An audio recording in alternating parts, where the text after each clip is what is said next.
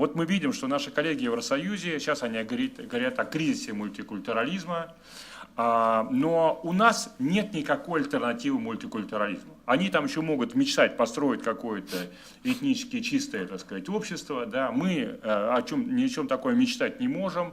Россия вместе с другими странами ближней нам, это, так сказать, понимаете, это огромный мир, так сказать, множество национальностей и конфессий, которые живут вместе. Мы всегда были сильны, и мы обречены жить в мультикультурном обществе. Поэтому мы должны поставить, четко сказать, мы никоим образом не отказываемся ни от какого мультикультурализма. Значит, мы только лишь замечаем о том, что вот этот вот мультикультурализм, у них пришел в кризис в связи с тем, что у них акцент был сделан на толерантность. Толерантность, то есть это игнорирование межнациональных, так сказать, различий. Но это ошибка, это очевидно. Не нужно, так сказать, делать вид, что мы уж совсем все одинаковы. Нет, люди разные национальности, они чем-то отличаются друг от друга. Но у нас есть наша традиция, которая, я уверен, что они придут к ней, которая имеет прекрасные результаты. Мультикультурализм не как толерантность, а как дружба народов. Мы должны учить наших детей ценить вот эти национальные различия, видеть богатство других культур. Те, кто сидят здесь, все, я уверен, так сказать, в этом как бы являются и интернационалистами, и не только интернационалистами как бы идеологически. Мы все, общаясь с людьми других национальностей, мы прекрасно видим вот это огромное богатство, которое есть. Когда мы идем к азербайджанским друзьям, мы получаем удовольствие от этого прекрасного плова, который, так сказать, они делают. Он неповторимый плов, да. Другие, так сказать, особенности какой-то музыкальной культуры, так сказать, культуры жизни и так далее. Учить детей. Поэтому я бы сказал, что вот мы должны сделать здесь акцент на дружбу народов, как, так сказать, нашу специфическую форму мультикультурализма.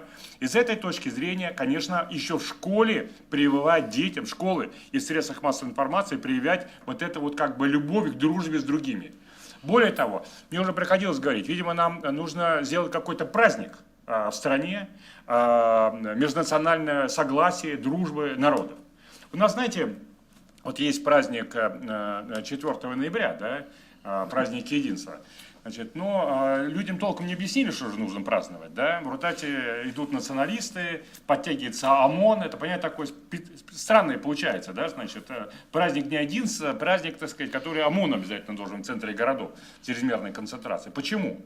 Потому что нет четкого объяснения. Но тот праздник постепенно как бы уходит как бы в сторону исторического единства различных периодов. Да? Но нам, видимо, нужно отдельный праздник. Нужно взять какую-то дату, так сказать, хорошую. Может быть, даже подумать о том, какая дата должна быть, взять из истории, из нашей огромной истории, которых много таких хороших дат, и праздновать вот этот праздник как день межнационального и межнационального единства России, не только России, но и другие народы, которые мы вместе, так сказать, проживаем на протяжении долгого времени, это тоже могли бы не принимать участие. И мы должны сказать, что в этот день вы обязаны найти человека другой национальности среди своих друзей, посидеть с ним вместе, обменяться своими какими-то вот этими национальными блюдами и так далее. Что-то у меня особенно гастрономия, может, голодный.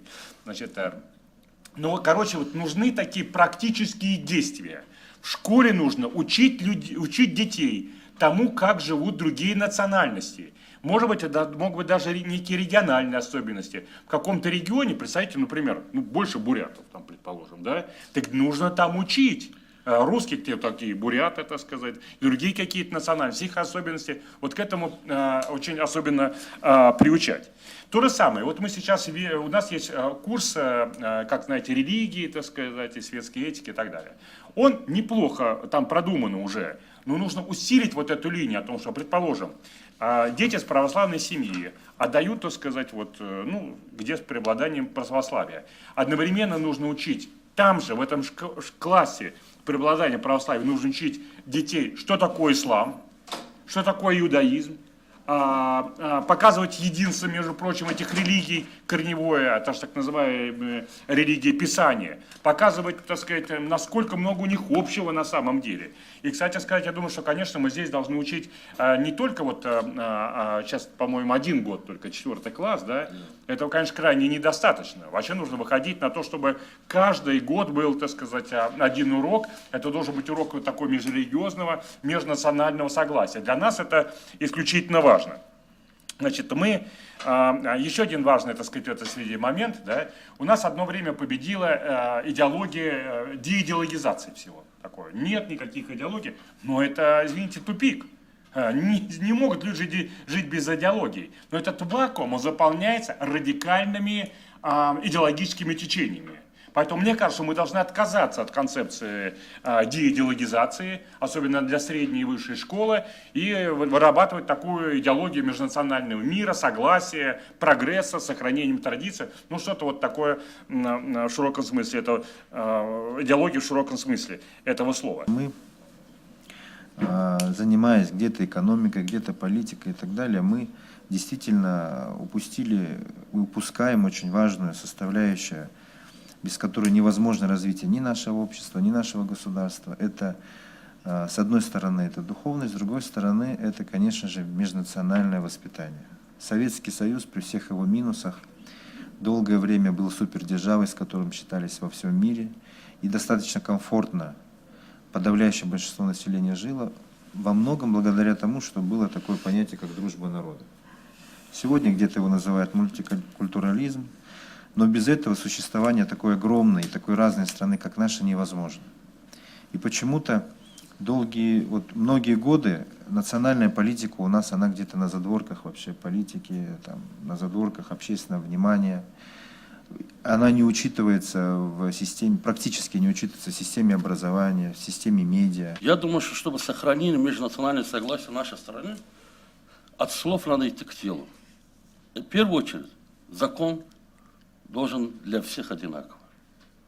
Независимо от его национальности, независимо от его должности, независимо, кто бы он ни был. Если закон не будет работать в нашей стране, всегда будем говорить, всегда друг друга будем убивать, всегда будем придумывать исламский радикализм, или в русский синхет, или в русский там, националист, и так далее, и так далее. Или там еврейский какой-то, и так далее, и так далее. Я поэтому считаю, что чтобы российская государственность сохранила себя как российская государственность, развивала себя как цивилизованная страна, в первую очередь зависит это от гражданского общества, чтобы для них не было безразлично. Наша страна изначально многонациональная, и если в нашей стране будут межнациональные и межконфессиональные распри, то однозначно это приведет к распаду страны. Можно силой попридержать этот процесс, но на какой-то, скажем, определенный отрезок в истории, но все равно результат будет один и тот же – распад, если это будет таким образом продолжаться. Нет у нас в стране общенациональной идеи, вокруг чего могли бы консолидироваться здоровые силы общества. Если бы у нас была бы такая идея, то крайние течения, маргиналы остались бы неудел, остались бы на обочине. А так как здоровым силам нет вокруг чего консолидироваться, то маргиналы выступают на авансцене. И мы сегодня обсуждаем такие вещи, которые, по идее, в нормальном обществе не должны были бы происходить. Основной корень всех проблем в нашей стране – это социально-правовой беспредел, который рождает все остальные уродства в виде ксенофобии, там, религиозного фанатизма, экстремизма, воинствующего атеизма. Вы знаете, у нас религию так отделили от государства, что у нас религия и государство как параллельные прямые, которые никогда не пересекаются. Как будто мы никакого отношения друг к другу не имеем. У нас религии должны поддерживаться, и государством в том числе. Все религии, и христианство, и ислам, и иудаизм, и буддизм, потому что все религии, база всех религий – это духовность. И мы, отделяя религия, то есть духовность от государства, от светского государства, мы обрекаем себя на бездуховность в конечном счете. Когда 12 апреля 1961 года Гагарин полетел в космос, весь советский народ был счастлив, независимо от национальности. Все гордились своей страной, все гордились этим подвигом. Нам сейчас нечем гордиться. У нас нет объединяющего чего-то, чем бы мы могли бы гордиться. Когда нет общенациональной идеологии, нет. Когда нет современных героев, которыми могли бы гордиться. Когда люди не чувствуют, что они не соучастники этого прогресса. Ну, в общем-то, каждый предоставлен самому себе. Тогда, безусловно, все играют те игры, в которые умеют. Очень бы хотелось бы, чтобы здоровые силы общества в конце концов понимали, что если здоровые силы не консолидируются, то одержат победу крайности, а крайности никогда ни к чему хорошему не приводят. Это будет хаос. В конечном счете мы опять это все переживем, все революции, все, которые, к сожалению, не раз уже переживали. В конце концов, надо установить гражданский мир, надо установить дружбу народов, надо вовлекать здоровые силы, собирать вокруг общей идеи. И вот над всем этим нам всем предстоит работать, и властям, и масс-медиа, и общественным организациям, да просто всем нормальным, здоровым людям.